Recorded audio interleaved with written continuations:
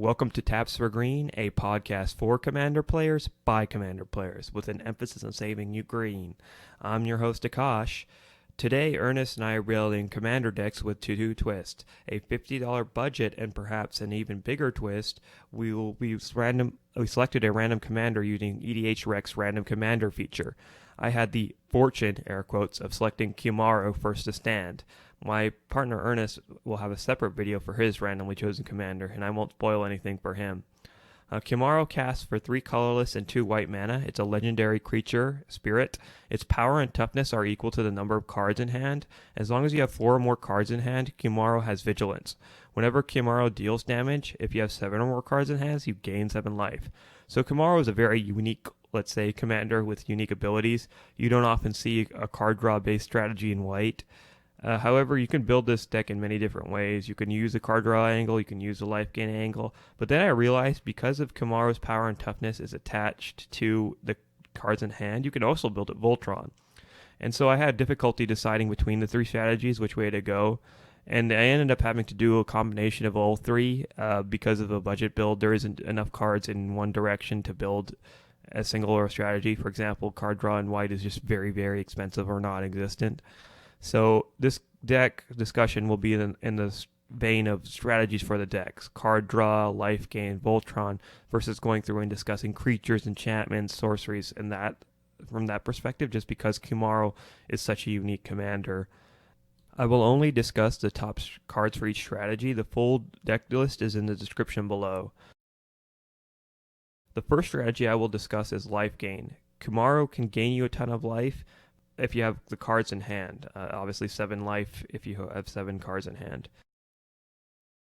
The first card is Sunscorched Regent, which casts for 3 colorless and 2 white mana. It is a creature, dragon. It reads, whenever an opponent casts a spell, you gain 1 life and you put a +1/+1 counter on it. This is a powerful card that is very similar to Taurian Mauler, which is in red. It keeps getting bigger, and the only way for your opponents to stop it is to remove it from the game or stop casting spells. Also, you get life gain triggers on your opponent's turns for cards like Ajani's Pridemate, which is also in the deck. The second card is another creature, Feldar Sovereign, which casts for 4 colorless and 2 white. It has vigilance and lifelink. It has an alternate win con. If you have 40 or more life, you win the game. To be honest, in this deck, 40 or more life won't be a problem. Kiyomaro gives you 7 life if you have enough cards in hand, and there's a lot of other life gain cards. It might be a little sticky keeping this big cat alive until your opponent's upkeep, since your opponents have to remove it if you have the life, because then they just lose the game. But it is nice to have an alternate win con. It is a 4/6 body with lifelink, and you can put equipment on it to help safeguard it a little bit, as there's a lot of Voltron type equipment in this deck. The final card is also another creature, Serra Avatar. It casts for 4 colorless and 3 white mana, which represents a huge cost, but its power and toughness are equal to your life total. It also has a bit of protection. If it dies, it goes back into your library. Well, it can kill an opponent with 1 shot. It does not have any trample or evasion. However, with all the equipment in this deck, giving it trample or haste is very easy, and if it connects, it will likely eliminate your opponent. It is a threat they just have to answer, or they will lose the game. Now I'm going to discuss the second part of the deck, card draw. One thing to note, you want to keep as many cards in your hand as possible. This means even playing lands on your second main phase. This is because Kiyomaro's power and toughness are equal to the number of cards in hand, so therefore you want to play your cards after combat. It's really vital that you do that because you want Kiyomaro's power and toughness as high as possible. The first card actually feeds both into the life gain and card draw strategy. And you're going to see that throughout the video, that there are cards that can go in either category, and that makes it great for it to have multiple strategies if you have cards that can kind of feed off each other. This one's an artifact, Well of Lost Dreams. It casts for 4 colorless mana. Well of Lost Dreams reads, whenever you gain life, you may pay X, where X is the amount of life you gained. If you do, draw X cards. Imagine this paired with Sunscorched Regent from earlier. Now every time your opponents play a spell, you gain a life, and you can pay 1 colorless to draw a card. It's kind of like Rhystic Study, actually, except you have to pay 1 yourself rather than forcing your opponents to pay it. Speaking of Rhystic Study, we have a very similar card in Mind's Eye. It's an artifact that casts for 5 colorless. It reads, whenever your opponent draws a card, you may pay 1 colorless. If you do, draw a card. It's not as good as Rhystic Study because you're paying 1 rather than forcing your opponents to pay 1, as I mentioned earlier. but since Risk Study is blue, this is a great replacement for it in a mono white deck where card draw is at a premium, as you can imagine. The last card actually has a dual purpose. It can be used for card draw or as removal. It's Oblation, which is an instant that casts for 2 colorless and 1 white mana. It reads the owner of target non-land permanent, shuffles it into his or her library, then draws 2 cards. So you can use this to save one of your important pieces from removal and draw 2 cards in the process. Or if there's something about to kill you, you can remove it, albeit with a steep price of letting your opponent draw 2 cards. Although with Mind's Eye out, you will also be able to draw 2 if you have the mana because you're making your opponent draw cards. So that's a nice little interaction between the 2 cards. Okay, so now that we have powered up Kiyomaro with our life gain and card draw synergies, it's time to use him to smash face to deal that commander damage to your opponents. I call it blackjacking your component because you need 21 points of commander damage to eliminate your opponent. We have not only a ton of equipment, but also interesting creatures to amplify the effect of said equipment. Just don't expect Sword of Feast and Famine in this $50 budget build. The first card we're going to discuss is Imperial Plate. And again, this is another example of a card that kind of feeds both into the card draw and Voltron strategy, so across multiple strategies.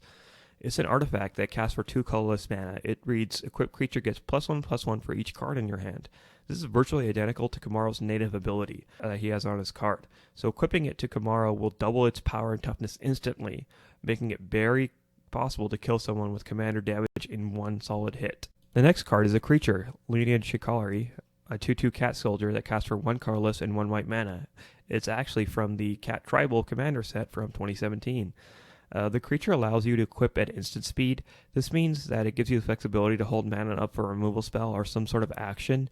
It kind of reminds me of a poor man's Sigarda Aid, which unfortunately was just too expensive for this deck.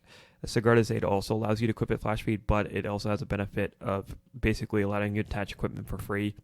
Unfortunately, $5 Sigarda's Aid was just a little too steep. The final Voltron card is another card that uses equipment spells as card draw, therefore feeding into both strategies. It's Saram Cedar Edificer, which is a 2/2 creature that also casts for 1 colorless and 1 white. Saram says whenever you play equipment spell, draw a card. The other 2 types of spells are virtually irrelevant for this deck, so he also triggers off enchantments and vehicles. Those won't be relevant for us. So this gives you a bonus card draw from your equipment, which in turn will make Kiyomaro bigger. Saram is a very popular card in Voltron builds, and luckily it's still cheap enough to be in this one. And again, this is another example of card draw, Voltron, both in the same card. Next up are some strategies that are a good part of any EDH deck. I'm going to specifically focus on ramp, removal, and just general support cards. I will discuss ramp first. Ramp, much like card draw, is difficult in mono white, but is especially difficult in a mono white budget build, so I had to look for bargains. The first ramp spell I'm highlighting is an artifact. It casts for 3 colorless mana and reads, tap, add 1 colorless mana to your pool, you gain 1 life. This is nice because it ramps you and it gives you additional life gain triggers, so it kind of works for both ramp and life gain. The next 2 ramp cards work similarly, so I'll discuss them together. They're both 2/2 creatures, one casts for 3 colorless and 1 white mana, the Core Cartographer, and the other casts for 1 white and 1 colorless mana, Oreskos Explorer. Both have ETB triggers that allow you to get planes. Core lets you get planes cards in the battlefield tapped. Oreskos allows you to get X-Plane cards, where X is the number of players that have more lands than you. Those planes go to your hand. So one will guarantee get you a land in play in the battlefield tapped, and the other is kind of dependent on the number of opponents, and it also goes to hand. So they're both very similar. They both have upsides and downsides. Well, any functioning deck must have some targeted mass removal to be effective, and luckily that's what Weiss does best in my opinion. The first is a mass removal spell, Mass Calcify. It's a sorcery that casts for 5 colorless and 2 white mana. It allows you to destroy all white creatures. This is especially potent in your deck because your creatures are all white, so it's a one-sided wrath. The next removal spell is an enchantment spell that casts for 3 colorless and 1 white. It is a pacifism effect, making one of your opponent's creatures unable to attack or block. It also gains you 4 life, helping you net more life gain triggers, which is partly why it makes this deck. Another reason is because it's an enchantment removal, and that's always hard to deal with for some colors. For example, mono black and red don't deal with enchantments necessarily very well. The last piece of removal I'm going to highlight is a classic staple in any white deck, Swords of Plowshares. For single white mana, you exile a creature, but its opponent gains life equal to that creature's power. You may be wondering why I highlight such an obvious include. Well, not only could you use it to remove a threat, in a pinch or hedge case, you might be able to target your own creature for the life gain triggers. It's unlikely to happen, but I thought I would mention it since it's kind of an out of the box play, another way to use this card in multiple different ways. The last cards are general support cards. All three are creatures and all three about recursion, getting your cards that are in your graveyard back to the battlefield. Thus, I'll review them together. Sun Titan, which casts for 4 colors and 2 white mana, is in almost every mono white deck I've seen. On enter the battlefield or attacks, you could bring a permanent back to the battlefield with CMC 3 or less. T-Shar is similar. It allows you to bring creature cards with 3 CMC or less, but it triggers on historic cards being cast, which, by the way, include artifacts, which means it includes all the equipment in this deck. The reason why 3 CMC is so important is because it's the most common CMC in the deck, as we will see later on in the chart/data section. The last creature works similarly to the previous two, but you can use it to bring any permanent back if you play plains, which of course is the most common type of land type in the mono white deck. It's Amana Shepherd, of course, casts for 5 colorless and 2 white mana, and is a 4/4 flyer.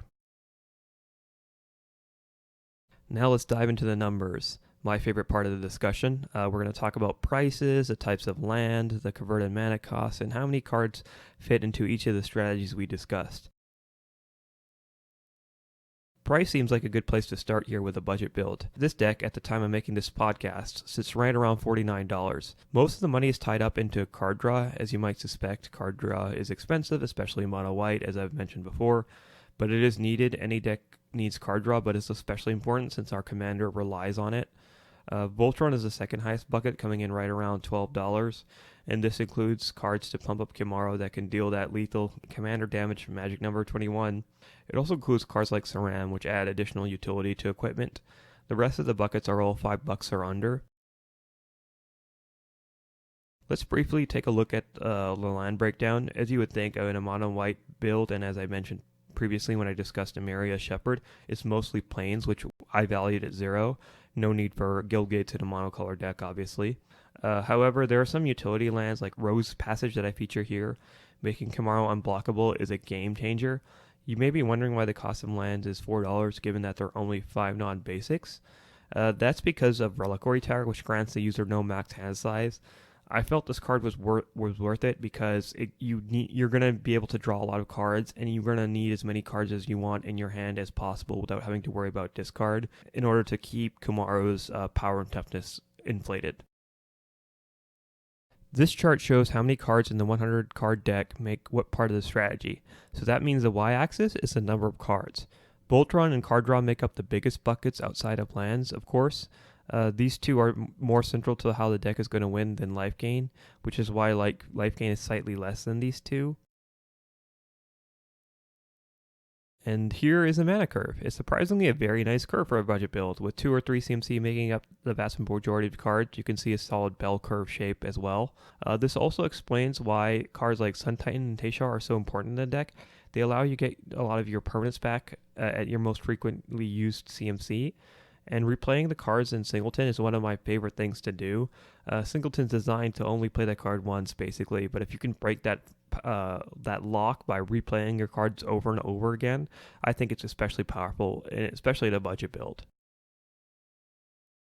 Well, building a deck from a randomly generated commander is difficult, especially with a tight budget, but it's a very fun challenge, and I recommend this highly to if you can find a few players in your playgroup that are interested in doing it. We'll be releasing my partner's Ernest's randomly chosen commander podcast soon, so please keep an eye out for that. In the meantime, don't forget to like, share, subscribe, and tap that bell button.